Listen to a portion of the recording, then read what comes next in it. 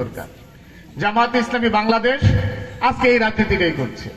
আমাদের উদ্দেশ্য, আমরা চাই রাসূল আকরাম সাল্লাল্লাহু আলাইহি সাল্লাম যে সুন্দর একটা সমাজ এই পৃথিবীবাসীকে উপহার দিয়েছিলেন, যিনি এই মদিনা রাষ্ট্রের স্বয়ং প্রেসিডেন্টের দায়িত্ব পালন করেছেন, তাহলে রাসূল যদি রাষ্ট্রের প্রেসিডেন্ট হতে পারেন, রাসূল যদি যুদ্ধের সিপাহ সালার হতে পারেন, রাসূল যদি বিচার ফায়সালাকারী হতে পারেন, রাসূল যদি সমাজ থেকে অন্যায় দূর করার জন্য বলিষ্ঠ আন্দোলন করতে পারেন, যারা যাকাত দিত না তাদের বিরুদ্ধে, যাকাত অস্বীকারীদের বিরুদ্ধে রাসূলের প্রিয় সাহাবী আবু বকর যুদ্ধ ঘোষণা করেছিলেন কিনা?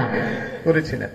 তাহলে আজকের এই সমাজে যারা উম্মতে মুহাম্মদী, তাদের ঈমানি দায়িত্ব, তাদের নৈতিক দায়িত্ব হলো আজকের এই বিপর্যস্ত সমাজে, যেখানে ইসলাম নেই, যেখানে বেপরদায় বেসরায় সমাজে ছেয়ে গেছে, যেখানে নেশা, মদ এবং চাঁদাবাজি, দুর্নীতিতে সমাজ একদম পরিপূর্ণ, এই সমাজকে মুক্ত করার জন্য আল্লাহর পক্ষ থেকে ফেরেশতা নাজিল হবে না।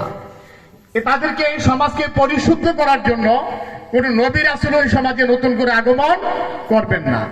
সাহাবা প্রশ্ন করলেন, ইয়া রাসূলুল্লাহ, তাহলে কিয়ামত পর্যন্ত মানুষ তো আসতেই থাকবে, বনি আদম আসবে, তাহলে এই যে অনন্তকাল পর্যন্ত এই যে কোটি কোটি বনি আদম